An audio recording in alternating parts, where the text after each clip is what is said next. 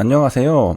어제 저녁 감성으로 제가 하소연을 올렸는데 공감해 주시는 분들이 생각보다 굉장히 많았습니다. 그렇게 공감하는 댓글을 직접 적어 주실지는 몰랐지만 그냥 시청하시는 구독자님들 중에는 분명히 속으로 공감하시는 분들 굉장히 많을 거라 생각을 한편으로 했습니다. 왜냐하면 제가 올리는 영상들을 좋아하면서 지속적으로 시청한다는 것 자체가 일단 일상적으로 말이 안 되거든요. 그리고 더 웃긴 거는 요런 논문들 다루면은 더 좋아합니다. 그거 자체가 일단 이상하죠. 그래서 제가 제 구독자님들을 굉장히 좋아하는데 저보다 뛰어나고 훌륭하신 분들이 굉장히 많기 때문에 그게 제 자랑입니다. 제가 이런 말들은 가끔 하는데 빈말이 아니라 정말로 제 구독자님들이 저는 자랑스럽고 그리고 지금도 가르쳐 주시는 것들을 많이 배우고 있습니다. 제 영상은 정보 전달의 목적을 두고 있고 그러니까 주가 예측의 목적을 두는 것이 아니라 정보 전달 그리고 이해를 해보는 거죠. 그리고 또 그에 대해서 구독자님들의 추가적인 정보를 교환하고 이러면서 같이 성장해가는 게 의미가 있다고 생각을 합니다. 제가 그 하소연 영상을 사실 혼자 찍고 올렸는데 그게 저녁 감성으로 갑자기 멘탈이 터졌거든요. 이게 어떤 느낌이냐면 그 군대에 갔을 때 굉장히 다양한 사람들이 있잖아요. 정말 가지각색의 각양각색의 사람들이 한 곳에 모입니다. 정말 평소에는 만나기 힘든 조금 극단적으로 말하면 나랑 다른 문화권의 다른 가치관을 가진 사람들, 다른 경험들로 쌓아 올려진 그런 인격체들을 만나게 되잖아요. 그 중에는 나에게 굉장히 긍정적인 영향을 미치는 사람도 있겠지만 전혀 아닌 사람도 있을 겁니다. 그런데 유튜브가 딱 그런 느낌이 있습니다. 전국, 아니 글로벌에서 온갖 사람들이 모이니까 별의별 댓글들이 다 있습니다. 물론 제가 좀 예민하게 반응해서 사실 여러분이 보면은 그렇게 예민하게 반응할 게 아닌 것 같은데 라고 생각하시겠지만 저는 그게 아직도 적응해가는 중입니다. 살면서 싫은 소리를 별로 안 듣고 자라서 그런지 뭔가 조금이라도 부정적이면 제가 못 견디는 것 같습니다. 그래서 지난 영상의 핵심은 두 가지였는데 나는 왜 이렇게 예민한가? 그리고 나는 왜 이런 비논리적인 댓글들을 볼 때마다 답답해할까? 그런 게 큰 고민이었습니다. 안 보고 싶은데 안 볼 수가 없는 게 사실 문제의 핵심이죠. 물론 그 비율은 굉장히 소수인데 그게 자꾸 기억에 남더라고요. 저는 강강약약 스타일이기 때문에 정중하게 물어보시는 분들은 또 성심성의껏 답변을 하는 스타일인데 불친절하게 잘 모르면서 이상한 논리로 주장을 하는 댓글들을 보면은 굉장히 답답합니다. 사실 저는 저보다 뛰어난 사람들을 본 적이 생각보다 많아서 또 반대 입장에서 그 사람들이 저를 답답해하는 느낌을 받지 않았을까 그런 생각도 해본 적이 많은데요. 그러니까 답답한 것도 상대적인 거죠. 제가 답답해하는 사람들 있듯이 또 저보다 뛰어난 사람들을 저를 답답해 하겠죠. 그런 관점에서 바라보면은 내가 누군가를 답답해할 처지인가? 그런 또 겸손한 생각도 듭니다. 저도 저보다 뛰어난 사람들을 많이 봤기 때문에 사실 이렇게 하소연하면서 시간을 낭비하는 것도 제가 사실 바보입니다. 그 앞서가는 분들을 따라잡는 것도 벅찬데 사실은 못 따라잡을 수도 있죠. 굉장히 뛰어난 분들이 많거든요. 진짜 생각보다 많습니다. 그에 비하면 저는 이제 아무것도 아닌데 희한하게 어제는 제가 멘탈이 터져버렸습니다. 아마 HLB가 급등한 만큼 그 이후의 흐름들도 과거의 패턴과 비슷할 거라 예상을 해서 그런지 벌써부터 발작 증세가 있는 것 같습니다. 그 댓글들 보니까 아직은 추세 전환 신호가 없다. 그 맞습니다. 제가 주가가 떨어지고 나서 느낀 감정이 아니라 오르고 있는 중에 느낀 감정입니다. 아직은 올라 있는 상태죠, 주가가. 물론 여기서 더 가면 해피하겠지만 또 거기서 또 이제 어느 순간에는 고점을 찍는다는 거죠. 거기서부터 이제 고점을 찍고 나서부터는 이제 스트레스를 받게 된다는 것입니다. 매일매일 오르면 스트레스가 없는데 단기 고점을 찍는 순간 이제부터는 스트레스가 되는 거죠.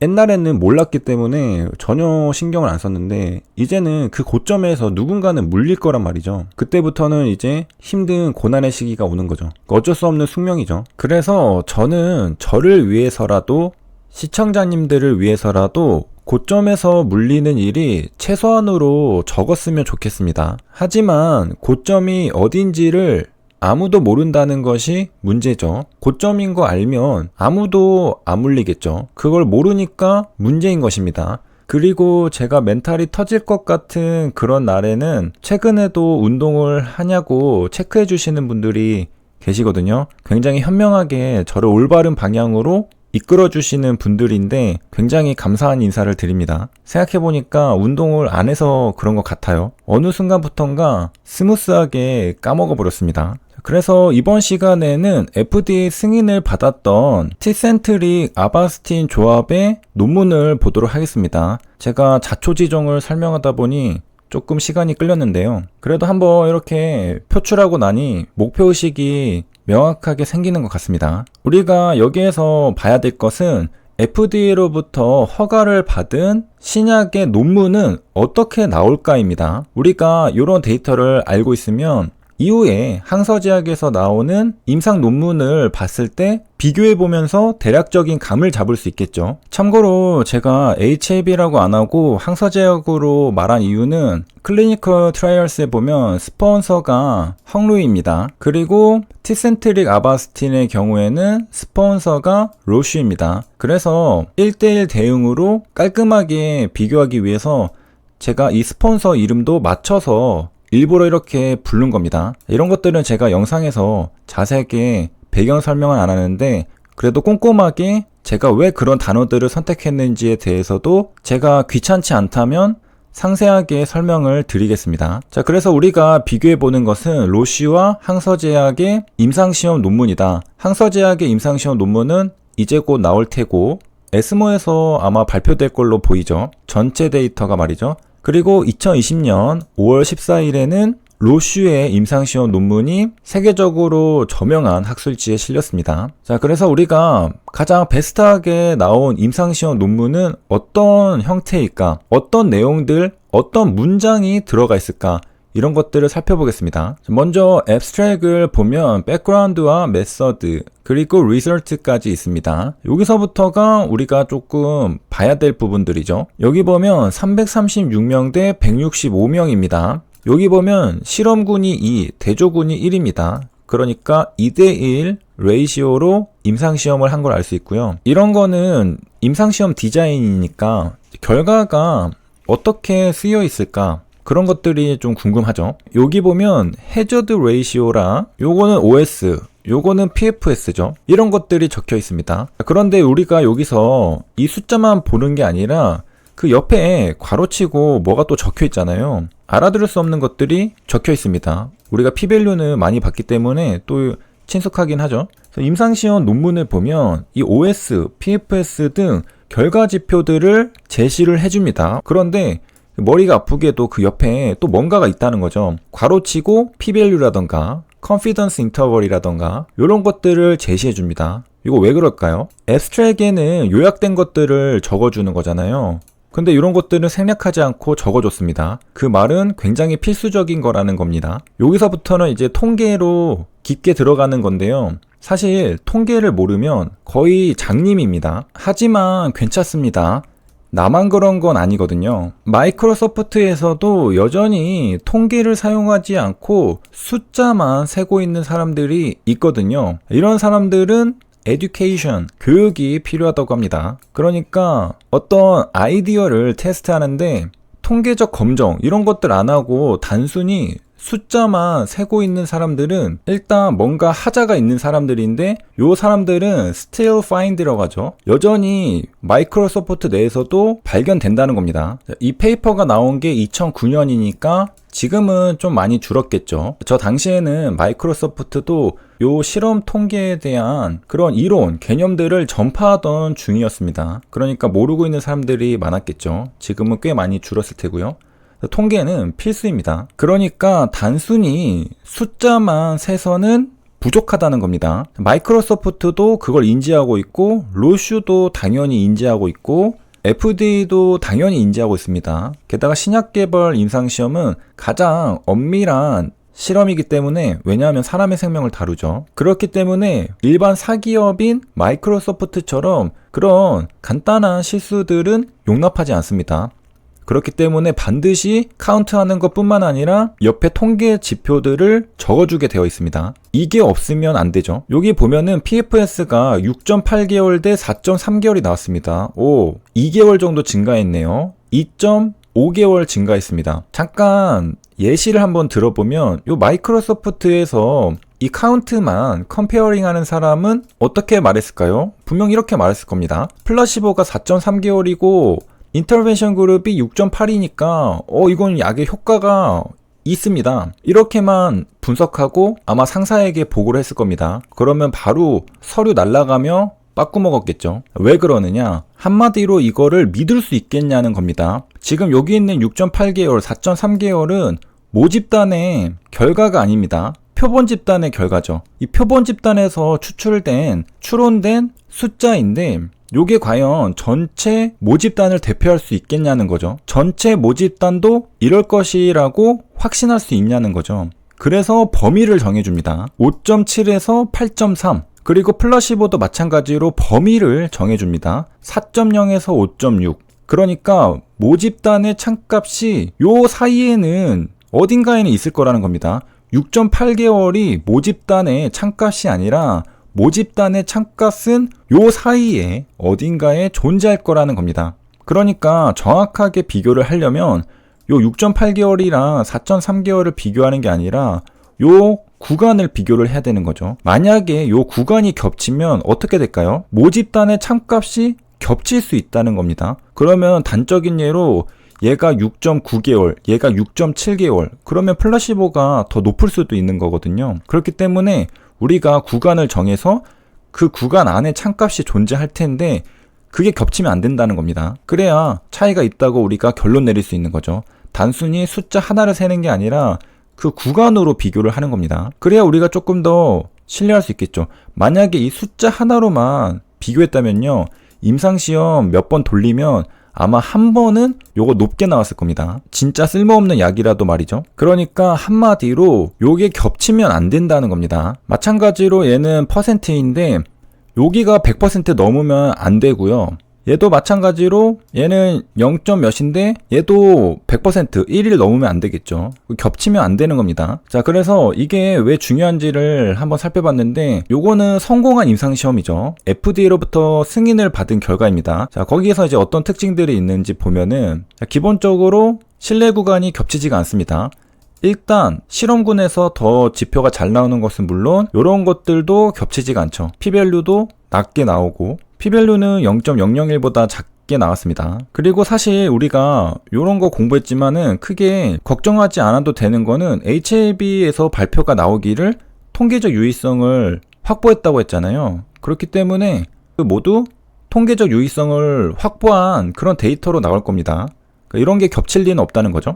OS와 PF에서 말이죠. 물론 다른 세부적인 데이터에서는 겹치는 게 있을 수도 있겠지만 일단 프라이머리 엔드포인트에서 통계적 유의성을 확보했기 때문에 우리가 믿을 수가 있는 겁니다. 단순히 요 숫자가 높은 게 아니라 통계적으로 검증이 되었다는 거죠. 그래서 여기에서는 이런 것들을 보면 되고요. 그 다음에 이제 가장 깔끔한 결론 하나를 내려주는 게 요 컨클루션인데 여기 보면은 어떤 문장이 나와야 되느냐 better than 요런 게 나오면 좋습니다. OS와 PFS에서 소라페닙보다 더 나았다. 더 좋은 결과를 도출했다. 요런 거 딱 한 문장인데 굉장히 깔끔하죠. 그래서 우리가 이 앱스트랙에서 컨클루전을 볼 때 대조약보다 더 좋은 결과가 나왔다. 굉장히 간단하게 나온 것 같지만 원래 간단할수록 그게 진짜 자신감 있는 결론이죠. 원래 좀 부족할수록 자질구레한 미사여구들을 많이 붙여넣게 되거든요. 그냥 깔끔하게 한 문장으로 끝납니다. 결과가 더 잘 나왔다. 이거 한마디면 된 거죠. 굳이 이러이러한데 저러저러한데 앞으로 뭐 이렇게 해야 되겠다 저렇게 해야 되겠다 뭐 그렇게 할 필요가 없는 겁니다. 그냥 깔끔하게 한 문장으로 나왔다는 것도 확인할 수 있습니다. 자, 이렇게 해서 이번 시간에는 FDA 승인을 받았던 티센트릭 아바스틴 조합의 임상시험 논문을 살펴봤는데요. 우리가 크게 두 가지를 봤습니다. 이 리서치에서 일단 결과지표에 대한 숫자가 나온다. 그리고 그 옆에 통계에 대한 정보를 준다. 그런데 이 둘 다 중요하다. 요 숫자가 높은 것은 물론 옆에 있는 것도 같이 봐야 된다. 그리고 이게 겹치면 안 된다. 마이크로소프트에서는 저런 걸 모르고 그냥 숫자만 세 가지고 비교하는 사람이 있었다. 이런 사람은 에듀케이션이 필요하다. 그러니까 통계적인 지식을 갖추고 있어야지 우리가 올바로 어떤 현상을, 어떤 실험 결과를 해석할 수 있다는 겁니다. 그리고 이제 컨클루전에는 깔끔하게 한 문장이 나오면 좋다. 그냥 better, 대조약보다 잘 나왔다는 그 사실, 깔끔하게 문장이 나오면은 왜 이렇게 문장이 짧지? 이런 게 아니라 그냥 한 문장으로 얘기해도 될 정도로 깔끔한 결과가 나왔구나. 이렇게 생각하시면 되겠습니다. 이렇게 해서 대략적인 내용은 끝났는데 조금 더 신뢰 구간이 무엇인지에 대해서 설명을 드리면 CI죠. 우리가 여기서 CI로 봤습니다. 이것을 Confidence Interval, 신뢰 구간이라고 하는데요. 여기 모수가 있죠. 우리가 표본 데이터로부터 모수를 추정하는 건데요. 이 모수가 어떤 확률로 들어간다고 지정되는 구간이 신뢰 구간입니다. 이거 굉장히 어렵게 써놨는데 우리가 알고 싶은 것은 모수잖아요. 모수를 추정하기 위해서는 임상시험을 해서 이 표본 데이터를 수집합니다. 그래서 그 표본 데이터로 모수를 추정하는 건데 그 모수가 들어갈 거라고 지정되는 구간이 신뢰 구간이라는 겁니다. 보통은 그게 이제 어떤 확률로 들어간다. 95%라면은 95% 신뢰 구간. 만약에 99%다. 그럼 99% 신뢰 구간이라고 불립니다.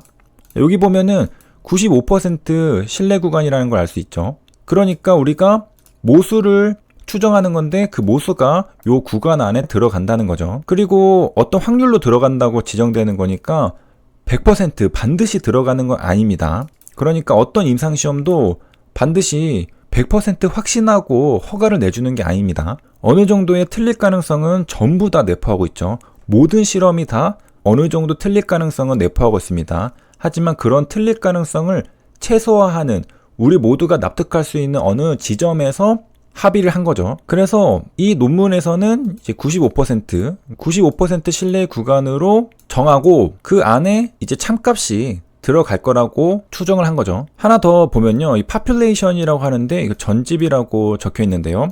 요게 모집단입니다. 표본은 샘플이죠. 그래서 모집단의 평균, population의 민값은 샘플의 민값으로 추정이 되는데요. 이 신뢰 구간의 의미는 population의 평균을 포함하고 있으리라 확신하는 구간을 의미합니다. 그대로 설명을 해보면 요게 신뢰 구간이잖아요. 이 신뢰 구간이 무엇을 의미하느냐? population의 평균을 포함하고 있을 거라고 확신하는 구간이 바로 이 신뢰 구간입니다. 그러니까 우리가 임상시험을 해서 표본을 바탕으로 데이터를 구했잖아요. 그걸로 모집단을 추정해 보는 건데 모집단의 그 모수가 요 구간 안에 들어갈 거라고 확신하는 구간, 그 구간이 바로 confidence interval이라는 뜻입니다. 그리고 그 옆에 95%라고 되어 있잖아요. 요거는 연구자가 설정을 하는 건데 95% 신뢰 구간을 설정했다면 population의 평균이 이 구간 내에 포함될 수 있는 가능성이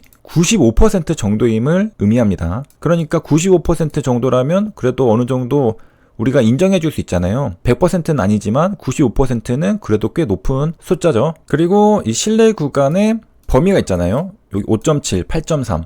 자, 이런 것들 최하위 값과 최상위 값으로 표현이 되는데 그러니까 모수가 5.7이랑 8.3 요 안에 있을 거라는 거죠. 결국 임상시험의 핵심은 추리하는 겁니다. 추정하는 거고 추론하는 거죠. 그리고 추론, 추리, 추정, 예상 이런 것들은 항상 100%가 없습니다. 확률이 들어가죠. 그래서 우리가 통계와 확률 이러잖아요. 확률이 100%는 없기 때문에 확률로밖에 표현을 할 수가 없는 겁니다. 그래서 뭐 95%, 99% 그 구간 내에 모수치가 있을 확률이 95%다. 이렇게밖에 표현을 할 수가 없습니다.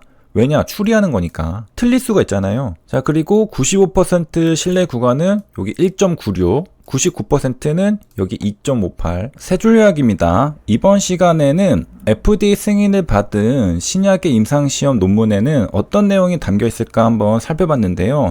먼저 CI는 confidence interval로 신뢰 구간을 의미합니다. 임상시험 논문을 보면 이런 게 나오는 걸 확인할 수 있었는데 5.7에서 8.3, 4.0에서 5.6 이게 겹치지 않는다는 것을 확인했고요. 그 다음에 마지막 conclusion에는 굉장히 짧은 한 문장으로 베럴덴이 등장했습니다. 베럴덴은 조금 더 낫다는 느낌으로 받을 수 있는데 굉장히 강조하는 표현이 아닌 것처럼 느껴질 수 있는데 그냥 조금 더 낫다 뭐 이런 느낌이 들긴 하거든요. 하지만 이 베럴덴이라는 표현을 쓸 수 있다는 것만으로도 엄청난 결과라는 것을 우리가 알 수 있죠. 그냥 덤덤하게 한 줄로 깔끔하게 딱 써버렸습니다. 그리고 FDA 승인을 받았죠. 도움이 되셨길 바라며 여기까지 시청해주셔서 감사합니다.